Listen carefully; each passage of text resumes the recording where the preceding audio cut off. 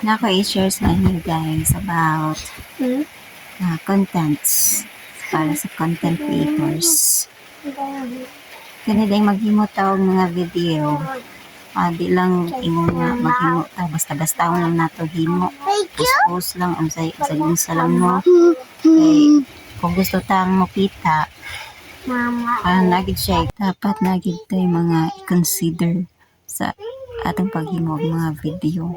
Para makita ta og dili pud ingong nagagmay kayo. Ano mo dako-dako gud ang atong kita. The first and the basic is ang interest gid sa atong mga viewers ang atong muna gid na i-consider. Pakita mo anang analytics.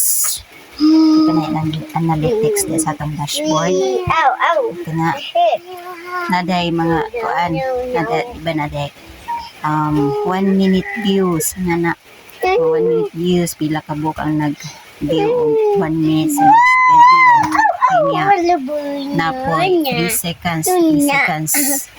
Pila ka buok ang tanaw sa 3 seconds only. No.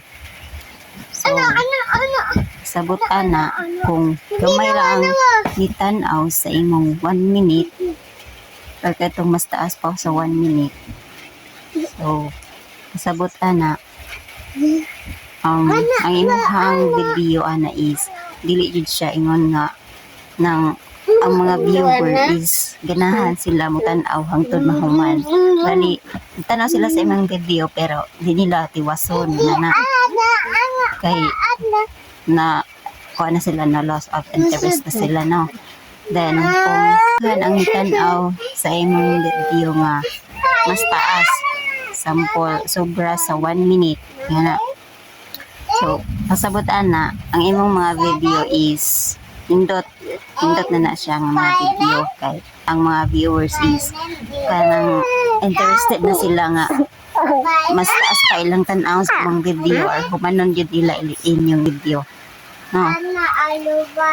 So kung mas taas di ay ang pag-view sa mga viewers sa imong video, labi na kung tiwason yun nila, humanon yun nila until mahuman ang inyong video, dako din na siya kita guys.